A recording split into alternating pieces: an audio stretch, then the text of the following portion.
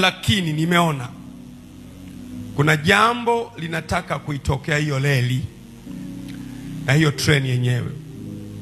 Narudia tena, kuna jambo linataka kuitokea hiyo reli na hiyo treni yenyewe. Nataka tulizuie kwa jina la Yesu. Nataka tufanye nini? Nataka tufanye nini? Tulizuie.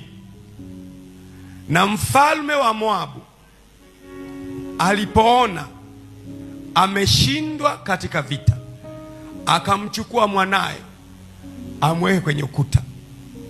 Nataka tuombee. Tutaomba hiyo SGR leli na Tanzania.